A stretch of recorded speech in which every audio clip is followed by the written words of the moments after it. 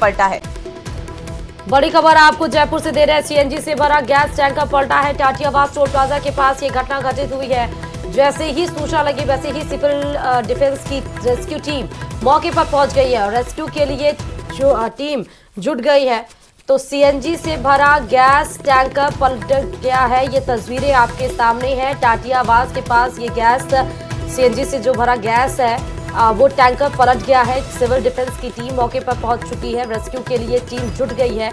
अब ये पता लगाने की कोशिश की जाएगी कि कैसे ये टाटियावास टोल प्लाजा के पास ये घटना घटित हुई, क्योंकि इसके पहले आप देखिए जयपुर से ही बड़ी खबर थी जब जयपुर अजमेर हाईवे पर भांगरोटा के पास एलपीजी से भरा गैस टैंकर उसको एक ट्रक टक्कर मारता और उसके बाद से इतनी भीषण वहां पर घटना घटित होती है। इतने 20 लोगों की इसमें मृत्यु हो जाती है। अभी भी कुछ लोगों का इलाज चल रहा है। उसके बाद से जयपुर के टाटियावास टोल प्लाजा पर सीएनजी से भरा एक गैस टैंकर पलटा हुआ आपको तस्वीरों में नजर आ रहा है। सिविल डिफेंस की टीम मौके पर मौजूद है। रेस्क्यू के लिए टीम जुट गई है। बड़ी खबर आपको इस वक्त की बता रहे हैं। तो सिविल डिफेंस की रेस्क्यू टीम मौके पर पहुंची है और इस वक्त रेस्क्यू ऑपरेशन लगातार जारी है। सीएनजी से भरा ये गैस टैंकर था जो पलट गया। रेस्क्यू के लिए जुटी है टीम। तस्वीरें आपके सामने है जहां पर आप देख सकते हैं ये है वो टैंकर जो पलट गया है। गैस टैंकर ये था। टाटियावास टोल प्लाजा के पास की ये पूरी घटना है। फिलहाल इस वक्त रेस्क्यू ऑपरेशन जारी है और रेस्क्यू के लिए टीमें जो हैं जुटी हुई हैं। तो जयपुर में जिस तरीके से लगातार बढ़ते हादसे अपने आप में कई सारे सवाल खड़े कर रहे हैं। इससे पहले एलपीजी से भरा सिलेंडर जब ट्रक से टकराया था तो किस तरीके से इतना बड़ा अग्निकांड हुआ था। 40 से अधिक गाड़ियां उस अग्निकांड में जलकर राख हो गई थी। 20 लोगों की मौत हो गई और अभी फिर कुछ दिन बाद सीएनजी से भरा ये गैस टैंकर पलट गया है। सिविल डिफेंस की टीम मौके पर मौजूद है। रेस्क्यू टीम लगातार रेस्क्यू ऑपरेशन में जुटी हुई है। ये भी आप देखिए कि ये भी टाटियावास टोल प्लाजा पर ही घटना घटित हुई है और भरसक ये भी रोड काफी ज्यादा ट्रैफिक वाला रोड होगा, क्योंकि आप देखिए कि जब ये घटना घटित हुई है उस दरमियान तो खैर गाड़ी नहीं आ रही है, लेकिन ये घटना घटित कैसे हुई ये सबसे बड़ा सवाल है। और क्यों आखिरकार इस पर लगाम नहीं लगाई जा रही है, ये सबसे बड़ा सवाल है। क्या रफ्तार एक वजह है, ओवर स्पीडिंग एक वजह है, टर्निंग पॉइंट एक वजह है, या रोड सही से नहीं बनी है, पैच वर्क्स है, क्या ऐसी वजह है कि इस तरह से घटनाएं बार बार हो रही हैं। हालांकि रेस्क्यू टीम मौके पर पहुंच गई है। रेस्क्यू करने में सिविल डिफेंस की टीम भी जुट गई है। कोई बड़ा हादसा फिलहाल अभी तक तो नहीं समझ में आ रहा है कि ऐसा कुछ हुआ है, लेकिन फिर भी अगर आप सोचें कि सीएनजी से भरा ये जो टैंकर पलटा है इससे कोई बहुत बड़ा हादसा हो जाता है, जैसे भांगरोटा के पास हुआ, जयपुर अजमेर हाईवे पर एक एलपीजी से भरा जो गैस टैंकर जिसका हम लोग जिक्र कर रहे हैं, अगर इस तरह से घटना हो जाती तो ये जयपुर की तीसरी घटना होती। इसके पहले 2009 में हुई थी, उसके बाद से 2024 में हुई जब भांगरोटा के पास हुई, और एक बार फिर से जब इसे सबक लेना चाहिए था, सीख लेनी चाहिए थी। और अभी 1 महीना भी नहीं बीता, कुछ दिन के बाद ही ये सीएनजी से भरा गैस टैंकर पलट गया। तस्वीरें आपके सामने, तो बहुत सारे सवाल यहाँ पर खड़े होते हैं, बहुत सारी लापरवाहियां यहाँ पर खड़ी होती हैं, क्योंकि इसके पहले भी हमने देखा था कि जो जयपुर अजमेर हाईवे पर जो बस आ रही थी जिसने उस एलपीजी से भरे गैस टैंकर को टक्कर मारी थी, वो भी बहुत तेज स्पीड में, और उसके ऊपर कई एफआईआर उस ड्राइवर के ऊपर पहले दर्ज हो चुके हैं। बीच में जब वो रोड स्पीडिंग से आ रही थी, तेज रफ्तार से आ रही थी, तो उसने एक और बस को ओवरटेक किया था। तो कहीं ऐसा तो नहीं कि ये जो सीएनजी से भरा गैस टैंकर है इसके भी हालात कुछ ऐसे ही थे, क्योंकि सीसीटीवी कैमरास तो हाईवेज पर लगे ही रहते हैं, तो इसकी निगरानी क्यों नहीं की जाती है। ये आपको तस्वीरें आपको दिखा रहे हैं सिविल डिफेंस की टीम की, और दूसरी तस्वीर आप देखिए जो सीएनजी से भरा टैंकर पलटा हुआ है, ये सीधे तस्वीर आपको दिखा रहे हैं। जैसे ही सूचना लगी ये गनीमत रही कि सिविल डिफेंस की टीम वहां पर पहुंच गई है और रेस्क्यू करने में ये टीम जुट गई है। तो एक बार फिर से बहुत बड़ी खबर आपको ये जयपुर से ही बता रहे, राजधानी जयपुर से, जब इस तरह का मसला तब निकल कर आया जबकि ये विवाद, ये घटना अभी तक खत्म नहीं हुई है।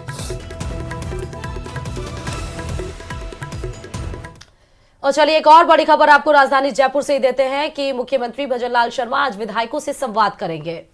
जोधपुर, उदयपुर और भरतपुर संभाग के विधायकों से संवाद रहने वाला है। बजट समेत कई मुद्दों पर इसमें चर्चा की जाएगी। तो जोधपुर, उदयपुर, भरतपुर संभाग के विधायकों से संवाद, आपको बता दें लगातार विधायकों के साथ संवाद कर रहे हैं सीएम। कल कोटा के विधायक मौजूद थे जिनके साथ संवाद किया था सीएम ने, और आज बताया ये जा रहा है कि कुछ और जगह जहां पर जोधपुर, उदयपुर और भरतपुर संभाग के विधायकों के साथ संवाद रहने वाला है, जिसमें बजट समेत कई मुद्दों को लेकर चर्चा होगी। किस तरीके का विकास जो है क्षेत्र में अभी लटका हुआ है, बजट में कितना क्षेत्र को देना है, किस तरीके की स्थिति वहां पर है, चाहे सड़कों को लेकर, पेयजल को लेकर या फिर और तमाम दिक्कतें किस तरीके के क्षेत्र में है, इन सभी मसलों पर विधायकों के साथ चर्चा की जा रही है और उसी चर्चा के बिहाफ पर जो है आगे बजट का आवंटन किया जाएगा। तो मुख्यमंत्री भजनलाल शर्मा विधायकों से करेंगे बात। जोधपुर, उदयपुर और भरतपुर संभाग के विधायकों से संवाद आज होगा। बजट को लेकर चर्चा होगी। कल बैठकों का दौर शुरू हो चुका था। मुख्यमंत्री भजनलाल शर्मा ने बैठक में कई मुद्दों पर बात की थी। सबसे पहली बात की 17 जिले जो बनाए गए थे पूर्व मुख्यमंत्री अशोक गहलोत के द्वारा, उसमें 9 जिलों को रद्द कर दिया गया है और बोला गया है कि सारे कानूनों को ताक पर रखकर ये जिले बनाए गए थे।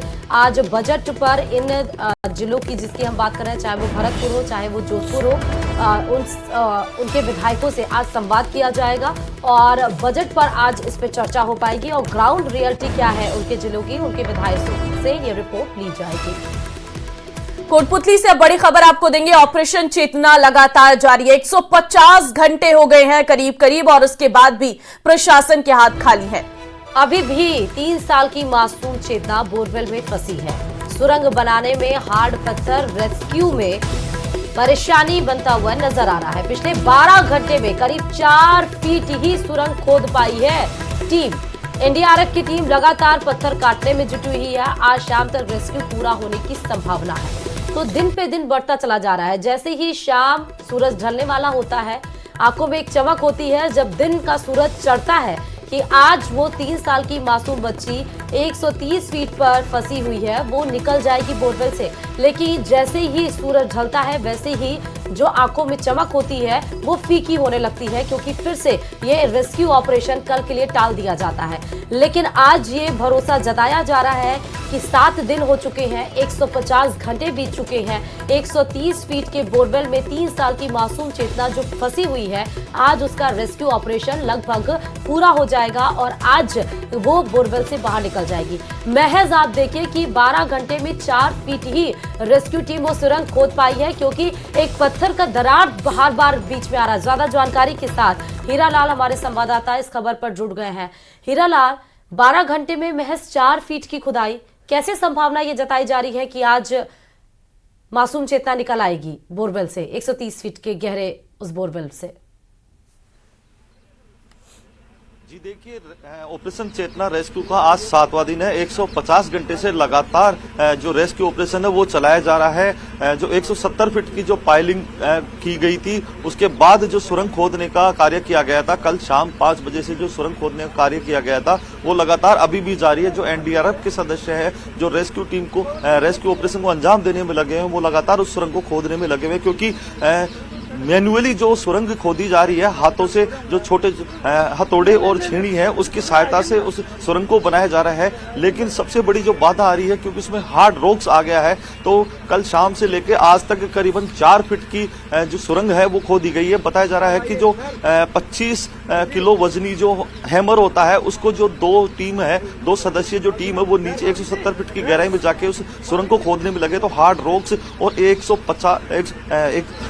25 किलो वजनी जो हैमर है उसको लेकर अगर सुरंग खोदा जाए, और वो भी नीचे के जो क्लाइमेट है, काफी वहाँ गर्मी है, जगह का अभाव है, और ऊपर से हार्ड रॉक्स जब आ गई, क्योंकि छोटे हथौड़े से और हैमर से जब उसको खोदा जा रहा है तो कहीं ना कहीं जो देरी का कारण है तो वो हार्ड रॉक्स बन रहा है। तो संभावना ये जताई जा रही है, क्योंकि 8 फीट की जो सुरंग खोदी जानी है तो 4 फीट तो अब तक खुदाई हो चुकी है। तो इनकी कोशिश यही है कि आज शाम तक इस रेस्क्यू ऑपरेशन को अंजाम दिया जाए। बाकी जो 4 फीट बच रही है तो उम्मीद जताई जा रही है कि आगे वो हार्ड रॉक्स ना आए, बाधा ना बने। तो उनकी कोशिश लगातार यही है कि आज शाम तक इस रेस्क्यू ऑपरेशन को कंप्लीट कर दिया जाए और जो बोरवेल में मासूम चेतना फंसी हुई है उसको बाहर निकाल लिया जा सके। जितने एफर्ट्स एनडीआरएफ के सदस्यों द्वारा लगाया जा रहा है वो काबिले तारीफ है, क्योंकि लगातार वो इस सर्दी में, इस क्लाइमेट में 170 फीट की गहराई में नीचे उतरकर, जहां जगह का अभाव है, सांस लेने में भी दिक्कत हो सकती है, स्वास्थ्य संबंधी अन्य जो समस्याएं वो भी हो सकती है, उन सबको दरकिनार करते हुए वो अपने कार्य को जी जान से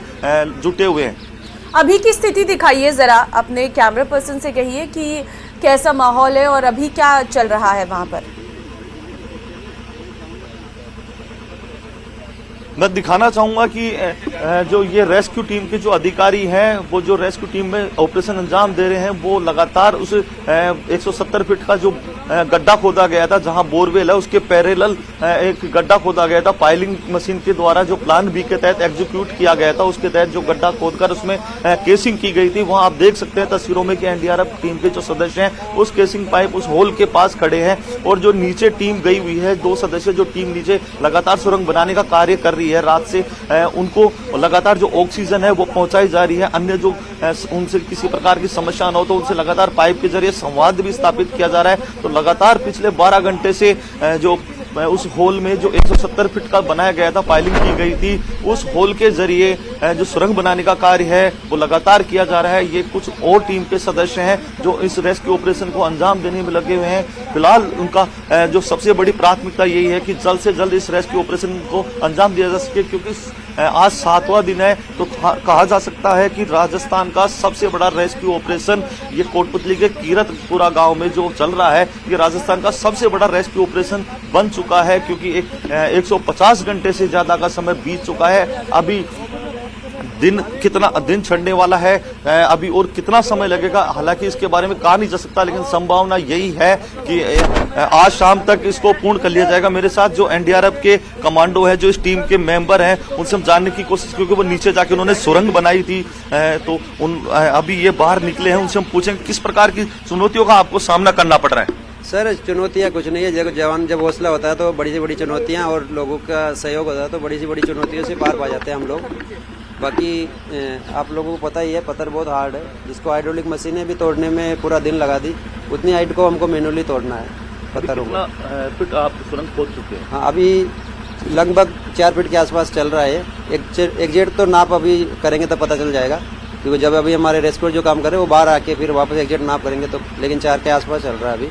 चेतावनी का सामना करना पड़ रहा है? चेतावनी अब शुरू में तो बारिश ने तंग कर दिया, शुरू में पूरा हमारा एक रात खराब कर दिया, बारिश की वजह से वो नहीं हो पाया। फिर पत्थर हार्ड आ गया, शुरू में मिट्टी था तो इजी हो गया, फिर पत्थर आ गया, पत्थर को तोड़ने में काफ़ी मशक्कत का सामना करना पड़ा। अब जो हम टनल बना रहे हैं तो जो वो एकदम जो इससे सीमेंट बनाया जाता है वो वाला पत्थर है, यानी जिसको हार्ड पत्थर बोलते हैं। अभी कितना फीट और खोदे जाना है? अभी तकरीबन 4 फीट के आसपास हमको और खोदना है, जिसमें कि हमारा अभी 1 सेकंड के लिए ऑपरेशन डिले नहीं हुआ और लगातार बड्डी वाइज काम कर रहे हैं। शुरू में 2 आदमी मिलकर काम कर रहे थे, फिर जब जैसे आगे बढ़ते जा रहे तो जगह स्पेस कम होता जा रहा है, तो एक आदमी उसमें काम कर रहा है और वो भी थक जा रहा है तो तुरंत वहीं पे दूसरा बंदा खड़ा वो उसको बदली करता है। सर आपने 2 हैम्बर भी चलाई है? हाँ, सारे इक्विपमेंट हमारे सभी हमारे पास है, साधन जितने भी है, प्रशासन, डीएम सर, कलेक्टर सर, सारे हमारे सीनियर अधिकारी सब यहीं बैठे हैं रात दिन, और सभी लोग जो जरूरत पड़ती है सारे सामान उपलब्ध करा रहे हैं। लेकिन हालात ही ऐसे हैं कि उसका तो कुछ कर नहीं सकते। 170 फीट की गहराई में नीचे उतरकर रेस्क्यू ऑपरेशन को अंजाम देना, सुरंग खोदना एक काफी चुनौतीपूर्ण कार्य है। किन परेशानियों का आपको सामना करना पड़ता है? कैसी क्लाइमेट है नीचे? क्या सांस लेने में कोई दिक्कत होती है? नहीं, सांस वो सारी चीज़ें हमने पहले ही कर लिया क्लियर। हमने बाकी यहाँ मेडिकल वाले भी उपस्थित है, वो लोगों ने ऑक्सीजन सप्लाई कर रखा है और नेचुरल हवा देने के लिए बीच बीच में जब थोड़ा वहाँ पे डस्ट उड़ता है, क्योंकि पत्थर जब तोड़ते हैं तो डस्ट काफ़ी उड़ता है, तो उसको निकालने के लिए कंप्रेसर भी हमने साथ में रखा है, बीच बीच में डस्ट को बाहर निकालते हैं। तो जब ड्रिल करते हैं तो धुआं उड़ता है, साथ में दिखता भी नहीं, कई बार वो धुआं उड़ के जो हमारा आई प्रोटेक्टर होता है, ग्लास होता है, उसके ऊपर जम जाता है, बार बार उसको हटाना पड़ता है, कई बार आँख बंद करके भी ड्रिल करना पड़ता है। तो छोटे छोटे पत्थर उसमें जो उछलते हैं, जो सीधे आँख में लगते हैं, कई बार हमको लगता है कि घुस तो नहीं गया, अगर थोड़ा भी मोटा आ गया तो पत्थर अगर उछल के आ गया तो आँख भी खराब हो सकती है, तो आँख में कई बार लगता है तो हमको लगता है कि लग तो नहीं गया, देखते हैं। तो चुनौतियाँ बहुत है। पत्थर पे जब हम पिन को उसको रखते हैं, पॉइंट बिट को रखते हैं, तो अगर थोड़ा भी उसमें प्रेशर कम होता है तो बिट खिसक के या उछल के दूसरी साइड चला जाता है, इसलिए जवानों को चोट लगने का भी डर रहता है उसमें। तो लेकिन जवान हौसला है और हौसले के साथ और आप लोगों की दुआओं के साथ सभी की सहयोग से हम लोग काम कर रहे हैं और जल्दी हम लोग इसको ऑपरेशन को खत्म कर रहे हैं। एक आखिरी सवाल है, आप लोग जैसे काम कर रहे हो तो कितना टाइम लग रहा है एक व्यक्ति को, कितना देरी तक वो काम कर पा रहा है नीचे? जैसे कि शुरू में तो जैसे मैं सबसे पहले मैं गया था तो जो डाया हमको बताया गया था, लेकिन मुझे लगा पत्थर हार्ड है तो उसको हमने डाया को डबल किया। मैंने डबल इसलिए किया कि ताकि अगले वाले बंदे को थोड़ा टाइम कम लगे और उसको स्पेस मिले करने के लिए। और फिर जैसे जैसे आगे गए तो मैं शुरू में 3 घंटे के आसपास हम मैं और मेरा बड्डी दोनों ने, रवि प्रकाश और जो दूसरा था उसने, हम लोगों ने अच्छा काम करके आए शुरू में। फिर बाकी धीरे धीरे जैसे कि आगे बढ़ते जा रहे तो कोई बड्डी 2 घंटा कैपेसिटी, टाइम से मतलब नहीं उसमें कैपेसिटी है कि अगर थकान हो रही तुरंत बाहर, दूसरा बड्डी तैयार बैठे सभी लोग पीछे। महावीर जी, जैसे कि प्लान में आप अंदर हो तो कोई खाना पीने की जो है पानी की लगी, तो उसके लिए क्या करना? पानी के लिए ऊपर सब बंदे तैयार है, वो अंदर से आवाज़ देता, कम्युनिकेशन है साथ में, तुरंत पानी वगैरह पहुंच जाता है। एक पानी का ही है, बाकी और कोई जरूरत नहीं पड़ता हमारे को। धन्यवाद। Thank you sir. ये थे महावीर जो जवान है। तो बहुत धन्यवाद ये हीरालाल NDRF के आपका भी कमांडो। तमाम जानकारी देने के लिए। तो फिलहाल लगातार जो है रेस्क्यू ऑपरेशन चल रहा है और इस बीच एक बड़ी खबर आ रही है। दक्षिण कोरिया में बड़ा विमान हादसा हुआ है और 23 लोगों की इसमें मौत हो गई है। रनवे से उतरकर विमान दुर्घटनाग्रस्त हुआ है। बड़ी खबर आपको दक्षिण कोरिया से बता रहे हैं, जहां बड़ा विमान हादसे का शिकार हुआ और इसमें 23 लोगों की मौत हो चुकी है। बड़ी खबर आपको दक्षिण कोरिया से। उसके पहले भी आपने देखा था कि एक प्लेन क्रैश हो गया था, जर्मनी की वो खबर थी, जिसमें 77 यात्री सवार थे और 66 लोगों की उसमें मौत हुई थी। रनवे की ये सीधे तस्वीरें आपको दिखा रहे दक्षिण कोरिया की, जहां पर रनवे से उतरकर विमान दुर्घटनाग्रस्त हुई और उसके बाद पूरे प्लेन में आग लग गई। बताया जा रहा है कि 23 लोगों की इस प्लेन क्रैश में मौत हुई है। अब ये खबर कि ये जो रनवे से उतरकर जो प्लेन क्रैश हुआ है, ये भीषण हादसा कैसे हुआ, फिलहाल इसकी जानकारी नहीं मिल पाई है, लेकिन आप ये तस्वीरों से अंदाजा लगा सकते हैं कि हादसा कितना बड़ा था। जैसे ही रनवे से उतरकर विमान आगे की तरफ बढ़ रहा था, वैसे ही ये दुर्घटना का शिकार हो गया। बिल्कुल बताया जा रहा है कि लैंडिंग गियर में दिक्कत आ गई थी, जिस वजह से इस तरीके से लैंडिंग हुई है। रनवे पर धमाका हुआ है, इसमें 181 लोग सवार थे। आपको बता दें कि बैंकॉक से आ रही जेजू एयर की एक फ्लाइट मुआन इंटरनेशनल एयरपोर्ट पर लैंडिंग के दौरान रनवे से फिसलकर एक बाड़े से टकराई है और इसमें 181 लोग सवार थे, जिसमें से अभी तक 23 लोगों की मौत बताई जा रही है। आपको बता दें कि लैंडिंग के समय विमान के लैंडिंग गियर में खराबी आई थी, ऐसी जानकारी सामने आई है, जिसके बाद प्लेन एयरपोर्ट की फेंस से टकराया और वहां पर क्रैश हो गया है। एजेंसी ने यह जानकारी दी है कि विमान में 175 यात्री थे, 6 क्रू मेंबर सवार थे। विमान मुआन एयरपोर्ट पर दुर्घटनाग्रस्त हुआ है और हादसे में अभी तक 23 लोगों की मौत की पुष्टि हुई है। हम आपको वो तस्वीरें भी दिखा रहे हैं। आप देखिए किस तरीके से ये विमान जो है लैंडिंग के वक्त क्रैश हो गया और उसमें उसके बाद आग लग गई और जो अंदर बैठे यात्री थे वो इस आग की चपेट में आ गए। फिलहाल तुरंत ही रेस्क्यू ऑपरेशन किया गया, लेकिन हादसे की भयानक तस्वीरें सामने आ रही हैं। सुबह करीब 5:37 की ये घटना बताई जा रही है। लोकल टाइम के अनुसार सुबह 9 बजे हैं और आपको बता दें कि कोस्टल एयरपोर्ट पर यह घटना हुई है, जो कोरिया के साउथ जियोला के में है। तो इसके पहले जर्मनी नहीं, माफ करेगा, कजाकिस्तान में प्लेन क्रैश हुआ था ऐसे ही, और उसके बाद से ये दक्षिण कोरिया में एक विमान रनवे पर उतरने के बाद हादसे का शिकार हुआ। खबरों में आगे बढ़ते बताते चले कि कांग्रेस सरकार के वक्त बनाए गए नए जिलों में से 9 जिलों और 3 संभागों को भजनलाल सरकार ने कैंसिल कर दिया। साथ ही 3 संभागों को भी रद्द किया है। सरकार के इस फैसले के बाद मानो राज्य में भूचाल आ गया है। फैसले के कुछ मिनट बाद ही कांग्रेस ने प्रेस कॉन्फ्रेंस कर बीजेपी के इस फैसले का विरोध करते हुए सरकार आने पर फिर से फैसला लागू करने का ऐलान किया। ये रिपोर्ट देखिए।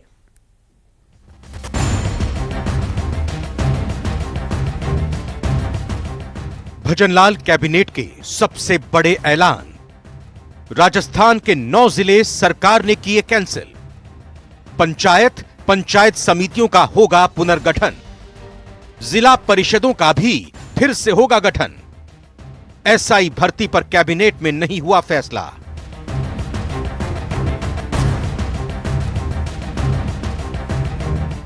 भजनलाल सरकार ने गहलोत राज में बने 17 नए जिलों में से 9 जिलों और 3 संभागों पाली, सीकर और बांसवाड़ा को खत्म कर दिया है।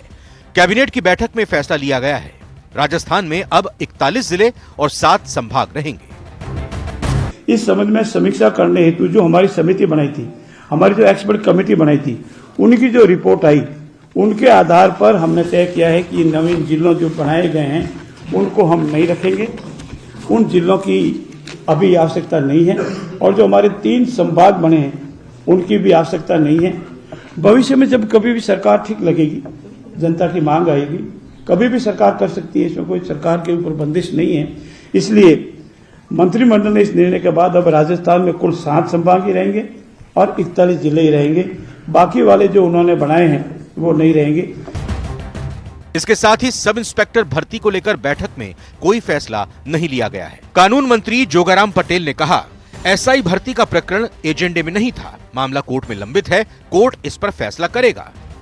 क्योंकि मामला न्यायालय में विचाराधीन है और जो विषय न्यायालय में विचाराधीन होते हैं, जब तक न्यायालय का स्टे ऑर्डर है उस पर न तो कमेंट्स करना ठीक है। आपकी अध्यक्षता में जो कमेटी थी उसने रिपोर्ट दे दी है सर, रिपोर्ट पर कोई निर्णय होगा?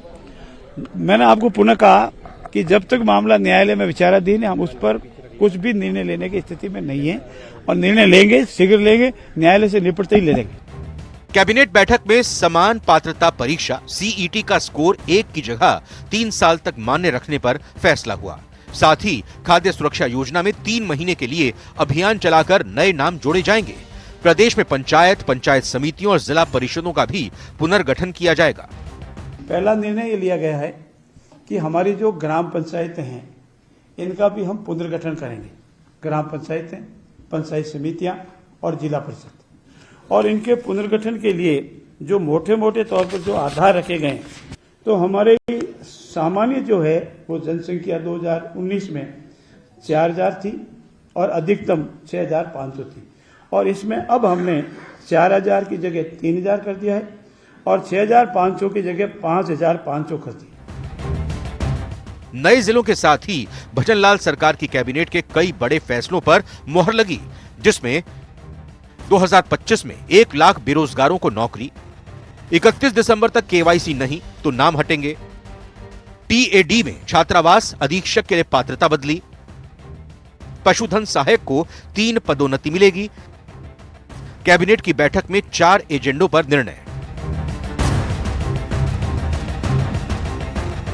फिलहाल भजनलाल कैबिनेट ने गहलोत राज में बने 9 जिलों और 3 संभागों को खत्म करके सियासी भूचाल ला दिया है, जिसका कांग्रेस भरपूर विरोध कर रही है। Bureau report, news 18 Rajasthan.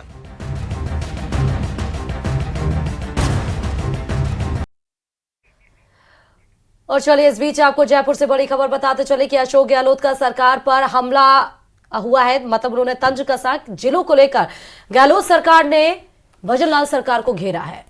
बिल्कुल, आपको जानकारी दे दें कि गहलोत ने यहां पर सरकार पर हमला बोला है और डीग भरतपुर से 35 किलोमीटर उसे खत्म क्यों नहीं किया गया, इस पर सवाल उठाए गए हैं। सुनिए जरा आप क्या कहा उन्होंने। डीग जो है जिला में बनाया 35 किलोमीटर भी है भरतपुर का, फिर उसको खत्म क्यों नहीं किया? डीग जिला जो है बनाया हमने, वो तो बहुत नजदीक है भरतपुर के। अगर दूरी क्राइटेरिया होती तो उसको कैसे खत्म कर दिया? बाकी तो 100, 125, 140 किलोमीटर पे मुख्यालय हैं। जैसलमेर से बड़ी खबर आपको देंगे, जहां पर पानी और गैस का रिसाव जारी है। ट्यूबवेल खोदते समय पानी और गैस रिसाव हो रहा है। कल सुबह से लगातार जमीन से निकल रहा है पानी और गैस। उप तहसीलदार ललित चारण लगातार मॉनिटरिंग कर रहे हैं। अस्थायी पुलिस चौकी बनाई गई है। 500 मीटर तक दूर रहने की अपील लोगों से वहां पर की गई है। ओएनजीसी की टीम ने मौके का जायजा लिया है। जमीन से 3 से 4 फीट ऊपर पानी उतरा है। ट्यूबवेल खोदने वाली मशीन भी जमीन में धंस गई है। ये कल की खबर थी। ये तस्वीरें हमने एक्सक्लूसिव तस्वीरें न्यूज़ 18 राजस्थान ने चलाई थी। आपको बताया था कि कैसे नहरी क्षेत्र के चेक 27 बीडी के 3 जोरा माइनर पर जो खुदाई मशीन थी वो भी धंस गई थी और उसके बाद से 3 से 4 फीट ऊपर ये पानी बह रहा था और उसके साथ गैस का रिसाव भी हो रहा है। फिलहाल रेस्क्यू टीम मौके पर जारी है और लोगों को दूर रहने की बात कही गई है।